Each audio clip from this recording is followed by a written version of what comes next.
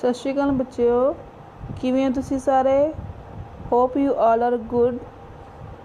ਅੱਜ ਮੈਂ ਤੁਹਾਨੂੰ 6th ਕਲਾਸ ਦਾ ਸੈਕਿੰਡ ਲੈਸਨ ਕਰਾਉਣ ਜਾ ਰਹੀ ਹਾਂ, ਜਿਹਦਾ ਨਾਂ ਹੈ ਭੁੱਜੇ ਦਾਣੇ। ਤੁਹਾਡਾ ਫਸਟ ਲੈਸਨ ਬੱਚੇ ਕੰਪਲੀਟ ਹੋ ਚੁੱਕਿਆ ਹੈ, ਬੁੱਕ ਵਾ ਕੰਪਲੀਟ ਹੋ ਚੁੱਕਿਆ, ਉਹਦੇ ਕੁਐਸਚਨ ਆਂਸਰ ਕੰਪਲੀਟ ਹੋ ਚੁੱਕੇ ਨੇ। ਹੁਣ ਮੈਂ ਤੁਹਾਨੂੰ ਸੈਕਿੰਡ ਲੈਸਨ ਕਰਾਉਣ ਜਾ ਰਹੀ, ਜਿਹਦਾ ਨਾਂ ਹੈ ਭੁੱਜੇ ਦਾਣੇ। ਵਿਦਿਆਰਥੀਆਂ ਨੂੰ ਦੱਸਣਾ ਕਿ ਯੋਗ ਵਿਅਕਤੀ ਦੀ ਕੀ ਕਦਰ ਪੈਂਦੀ ਹੈ, ਕਿ ਜਿਹੜਾ ਯੋਗੇ ਵਿਅਕਤੀ ਹੁੰਦਾ ਆ, ਜਿਹੜਾ ਜਿਸ ਕੰਮ ਵਾਸਤੇ ਜੋ ਬਣਿਆ ਹੁੰਦਾ ਆ, ਉਹਦੀ ਸਮਾਜ ਦੇ ਵਿੱਚ ਕਿੱਦਾਂ ਕਦਰ ਪੈਂਦੀ ਹੈ, ਉਹਦੀ ਰਿਸਪੈਕਟ ਹੁੰਦੀ ਹੈ, ਉਹਦੇ ਬਾਰੇ ਇਸ ਲੈਸਨ ਦੇ ਅੰਦਰ ਦੱਸਿਆ ਗਿਆ ਹੈ। ਕਹਾਣੀ ਹੈ ਬੱਚੇ ਆਪਕੀ ਹੈ। ਨਾਓ ਸਟਾਰਟ ਲੈਸਨ। ਇੱਕ ਵਾਰ ਇੱਕ ਰਾਜਾ ਸੀ, ਉਸਦੇ 4 ਪੁੱਤਰ ਸਨ। ਉਹਨਾਂ ਵਿੱਚੋਂ 3 ਵੱਡੇ ਪੁੱਤਰ ਬੜੇ ਸਵਾਰਥੀ ਅਤੇ ਬੇਈਮਾਨ ਕਿਸਮ ਦੇ ਇਨਸਾਨ ਸਨ। ਸਵਾਰਥੀ ਮਤਲਬ ਕਿ ਆਪਣੇ ਬਾਰੇ ਸੋਚਦੇ ਸੀ, ਕਿਸੇ ਹੋਰ ਦੇ ਬਾਰੇ ਨਹੀਂ ਸੋਚਦੇ ਸੀ। ਪਰੰਤੂ ਸਭ ਤੋਂ ਛੋਟਾ ਪੁੱਤਰ ਬੜਾ ਨੇਕ ਅਤੇ ਇਮਾਨਦਾਰ ਸੀ। ਰਾਜੇ ਨੂੰ ਵੀ ਪਤਾ ਸੀ ਕਿ ਉਸਦਾ ਕਿਹੜਾ ਪੁੱਤਰ ਇਮਾਨਦਾਰ ਹੈ ਅਤੇ ਕਿਹੜਾ ਬੇਈਮਾਨ।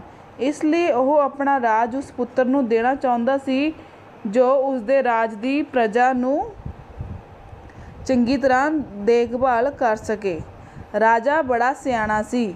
ਇੱਕ ਦਿਨ ਉਸਨੇ ਆਪਣੇ ਪੁੱਤਰਾਂ ਦੀ ਪਰਖ ਕਰਨ ਲਈ ਇੱਕ ਢੰਗ ਅਪਣਾਇਆ। ਮਤਲਬ ਕਿ ਇੱਕ ਦਿਨ ਰਾਜੇ ਨੇ ਆਪਣੇ ਪੁੱਤਰਾਂ ਨੂੰ ਪਰਖਣ ਲਈ ਕਿ ਕਿਹੜਾ ਮਤਲਬ ਕਿ ਮੇਰੇ ਰਾਜ ਸੰਭਾਲਣ ਵਾਸਤੇ ਕਿਹੜਾ ਚੰਗਾ ਆ ਅਤੇ ਕਿਹੜਾ ਚੰਗਾ ਨਹੀਂ, ਉਹਨੇ ਪ੍ਰੀਖਿਆ ਲਿੱਤੀ ਅਤੇ ਉਸਨੇ ਇੱਕ ਢੰਗ ਅਪਣਾਇਆ। ਉਹਨੇ ਆਈਡੀਆ ਆਇਆ, ਕੀ ਆਈਡੀਆ ਆਇਆ, ਉਸਨੂੰ ਢੰਗ ਅਪਣਾਇਆ।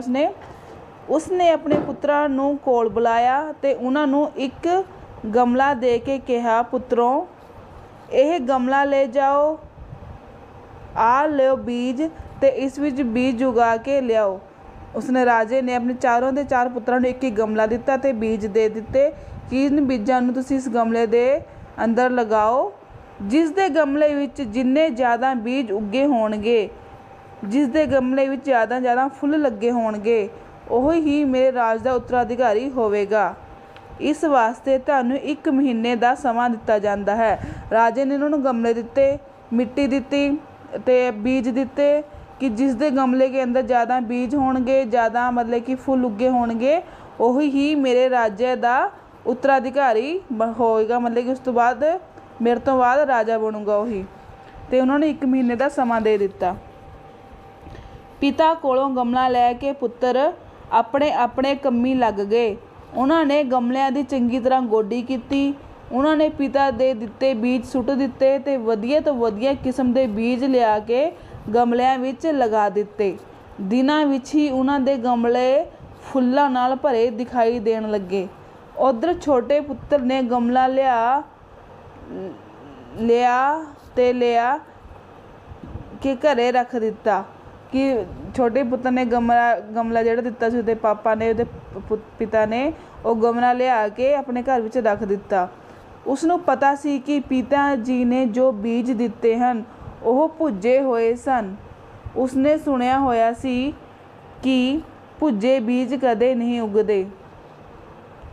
ਇਸ ਲਈ ਉਸਨੇ ਗਮਲੇ ਵਿੱਚ ਕੁਝ ਨਾ ਬੀਜਿਆ ਕਿ ਜਿਹੜੇ ਉਸਕੇ ਪਿਤਾ ਨੇ ਬੀਜ ਦਿੱਤੇ ਸੀ ਚਾਰੋਂ ਦੇ 4 ਪੁੱਤਰਾਂ ਨੂੰ, ਉਹ ਭੁੱਜੇ ਹੋਏ ਬੀਜ ਸੀ। ਭੁੱਜੇ ਮਤਲਬ ਕਿ ਉਹ ਭੁੱਜੇ ਹੋਏ ਜਲੇ ਹੋਏ ਬੀਜ ਸੀ। ਮਤਲਬ ਕਿ ਜਿਹੜੇ ਜਲੇ ਹੋਏ ਬੀਜ ਹੁੰਦੇ ਹਨ ਉਹ ਕਦੇ ਵੀ ਉੱਗਦੇ ਨਹੀਂ। ਇਸ ਕਰਕੇ ਉਸਨੇ ਗਮਲੇ ਵਿੱਚ ਕੁਝ ਨਾ ਬੀਜਿਆ। ਮਹੀਨਾ ਖਤਮ ਹੋਣ 'ਤੇ ਵੱਡੇ 3 ਪੁੱਤਰ ਫੁੱਲਾਂ ਨਾਲ ਲਹਿਲਾਉਂਦੇ ਗਮਲੇ ਲੈ ਕੇ ਰਾਜੇ ਦੇ ਦਰਬਾਰ ਵਿੱਚ ਆ ਹਾਜ਼ਰ ਹੋਏ। ਜਿਹੜੇ ਵੱਡੇ 3 ਪੁੱਤਰ ਸੀ ਉਹ ਮਹੀਨਾ ਖਤਮ ਹੋਣ 'ਤੇ ਆਪਣੇ ਪਿਤਾ ਦੇ ਕੋਲ ਗਮਲੇ ਲੈ ਕੇ ਆ ਗਏ, ਜਿਹਦੇ ਵਿੱਚ ਬਹੁਤ ਸਾਰੇ ਫੁੱਲ ਉੱਗੇ ਹੋਏ ਸੀ। ਪਰੰਤੂ ਛੋਟਾ ਪੁੱਤਰ ਥੋੜ੍ਹੀ ਦੇਰ ਬਾਅਦ ਆਇਆ, ਪਰੰਤੂ ਉਸਦਾ ਗਮਲਾ ਬਿਲਕੁਲ ਖਾਲੀ ਸੀ। ਜਿਹੜਾ ਸਭ ਤੋਂ ਛੋਟਾ ਪੁੱਤਰ ਸੀ, ਜਿਹੜਾ ਇਮਾਨਦਾਰ ਸੀ, ਜਦੋਂ ਉਹ ਗਮਲਾ ਲੈ ਕੇ ਆਇਆ ਤਾਂ ਉਸਦਾ ਗਮਲਾ ਖਾਲੀ ਸੀ। ਉਸਨੇ ਖਾਲੀ ਗਮਲਾ ਲਿਆ ਕੇ ਰਾਜੇ ਦੇ ਸਾਹਮਣੇ ਰੱਖ ਦਿੱਤਾ। ਵੱਡੇ 3 ਭਰਾ ਉਸਦਾ ਖਾਲੀ ਗਮਲਾ ਦੇਖ ਕੇ ਉਸਦਾ ਮਜ਼ਾਕ ਉਡਾਉਣ ਲੱਗੇ। ਜਿਹੜੇ ਉਹਦੇ ਵੱਡੇ 3 ਭਰਾ ਸੀ, ਉਹਦਾ ਖਾਲੀ ਗਮਲਾ ਨੂੰ ਦੇਖ ਕੇ ਉਹਦਾ ਮਜ਼ਾਕ ਉਡਾਉਣ ਲੱਗੇ ਕਿ ਤੂੰ ਤਾਂ ਆਪਣੇ ਗਮਲੇ ਦੇ ਵਿੱਚ ਕੁਝ ਵੀ ਨਹੀਂ ਉਗਾਇਆ ਅਤੇ ਸਾਡੇ 3 ਦੇ ਗਮਲਿਆਂ ਦੇ ਵਿੱਚ ਫੁੱਲ ਉੱਗੇ ਹੋਏ ਹਨ। ਉਹਦਾ ਮਜ਼ਾਕ ਉਡਾਉਣ ਲੱਗੇ।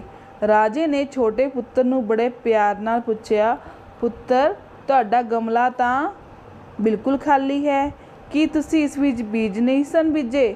ਕਿ ਪੁੱਤਰ ਕਿ ਤੇਰਾ ਗਮਲਾ ਤਾਂ ਬਿਲਕੁਲ ਹੀ ਖਾਲੀ ਹੈ, ਕਿ ਤੂੰ ਇਹਦੇ ਵਿੱਚ ਬੀਜ ਨਹੀਂ ਬੀਜੇ ਸੀ? ਪਿਤਾ ਜੀ ਕਿ ਭੁੱਜੇ ਦਾਣੇ ਵੀ ਕਦੇ ਉੱਗੇ ਹਨ, ਕਿ ਕਦੇ ਜਲੇ ਹੋਏ ਦਾਣੇ ਵੀ ਕਦੇ ਉੱਗਦੇ ਹਨ? ਜੋ ਤੁਸੀਂ ਬੀਜ ਦਿੱਤੇ ਸੀ ਉਹ ਭੁੱਜੇ ਹੋਏ ਸਨ ਅਤੇ ਮੈਂ ਉਹ ਬੀਜ ਨਹੀਂ ਬੀਜੇ, ਇਸ ਕਾਰਨ ਮੇਰਾ ਗਮਲਾ ਖਾਲੀ ਹੈ। ਕਿ ਪਿਤਾ ਜੀ ਜਿਹੜੇ ਤੁਸੀਂ ਮੈਨੂੰ ਬੀਜ ਦਿੱਤੇ ਸੀ ਨਾ, ਉਹ ਭੁੱਜੇ ਹੋਏ ਬੀਜ ਸੀ, ਉਹ ਜਲੇ ਹੋਏ ਬੀਜ ਸੀ। ਜਲੇ ਹੋਏ ਬੀਜ ਕਦੇ ਵੀ ਨਹੀਂ ਉੱਗਦੇ, ਇਸ ਕਾਰਨ ਮੈਂ ਗਮਲੇ ਦੇ ਵਿੱਚ ਕੁਝ ਵੀ ਨਹੀਂ ਉਗਾਇਆ। ਛੋਟਾ ਪੁੱਤਰ ਬੋਲਿਆ। ਛੋਟੇ ਪੁੱਤਰ ਦੀ ਦਲੀਲ ਸੁਣ ਕੇ ਰਾਜਾ ਬੜਾ ਖੁਸ਼ ਹੋਇਆ। ਉਸਨੇ ਉਸੇ ਵੇਲੇ ਆਪਣੇ ਛੋਟੇ ਪੁੱਤਰ ਨੂੰ ਆਪਣਾ ਉੱਤਰਾਧਿਕਾਰੀ ਘੋਸ਼ਿਤ ਕਰ ਦਿੱਤਾ। ਕਿ ਰਾਜਾ ਆਪਣੇ ਸਭ ਤੋਂ ਛੋਟੇ ਪੁੱਤਰ ਦੀ ਇਮਾਨਦਾਰੀ ਨੂੰ ਦੇਖ ਕੇ ਬੜਾ ਖੁਸ਼ ਹੋਇਆ ਅਤੇ ਉਸਨੂੰ ਉਸੇ ਸਮੇਂ ਹੀ ਆਪਣੇ ਰਾਜ ਦਾ ਉੱਤਰਾਧਿਕਾਰੀ ਘੋਸ਼ਿਤ ਕਰ ਦਿੱਤਾ। ਕਿ ਉਸਨੂੰ ਉਸ ਤੋਂ ਬਾਅਦ ਰਾਜਾ ਜਿਹੜਾ ਬਣਨਾ ਸੀ, ਉਸਨੇ ਸਭ ਤੋਂ ਛੋਟੇ ਪੁੱਤਰ ਨੂੰ ਆਪਣਾ ਸਾਰਾ ਰਾਜ ਦੇ ਦਿੱਤਾ। ਵੱਡੇ ਪੁੱਤਰ ਉਸਦੇ ਮੂੰਹ ਵੱਲ ਹੀ ਵੇਖਦੇ ਰਹਿ ਗਏ। ਕਿ ਵੱਡੇ ਜਿਹੜੇ 3 ਪੁੱਤਰ ਸੀ, ਜਿਹੜੇ ਸਵਾਰਥੀ ਸੀ, ਉਹ ਤਿੰਨੋਂ ਕੇ ਤਿੰਨ ਉਹਦੇ ਸਭ ਤੋਂ ਛੋਟੇ ਪੁੱਤਰ ਦੇ ਮੂੰਹ ਵੱਲ ਤੱਕਦੇ ਹੀ ਰਹਿ ਗਏ। ਇਸੀ ਕਾਰਨ ਕਹਿੰਦੇ ਬੇਟਾ ਹਮੇਸ਼ਾ ਇਮਾਨਦਾਰੀ ਰੱਖਣੀ ਚਾਹੀਦੀ ਹੈ। ਇਮਾਨਦਾਰੀ ਦੇ ਨਾਲ ਹੀ ਸਾਰੇ ਕੰਮ ਸੁਧਰਦੇ ਹਨ। ਜਿਹੜੇ ਸਵਾਰਥੀ ਬੰਦੇ ਹੁੰਦੇ ਹਨ, ਬੇਈਮਾਨ ਕਿਸਮ ਦੇ ਇਨਸਾਨ ਹੁੰਦੇ ਹਨ, ਉਹਨਾਂ ਦਾ ਕਦੇ ਵੀ ਭਲਾ ਨਹੀਂ ਹੁੰਦਾ। ਠੀਕ ਹੈ, ਇਹ ਤੁਹਾਡਾ ਲੈਸਨ ਹੈ ਬੱਚੇ। ਇਸ ਲੈਸਨ ਦੇ ਅੰਦਰ ਜੇਕਰ ਕੁਝ ਨਾ ਸਮਝ ਵਿੱਚ ਆਇਆ ਹੋਵੇ ਤਾਂ ਤੁਸੀਂ ਮੈਨੂੰ फ़ोन ਕਰਕੇ ਪੁੱਛ ਲੈਣਾ। ਠੀਕ ਹੈ, ਥੈਂਕ ਯੂ ਬੱਚੇ, ਹੈਵ ਅ ਨਾਈਸ ਡੇ।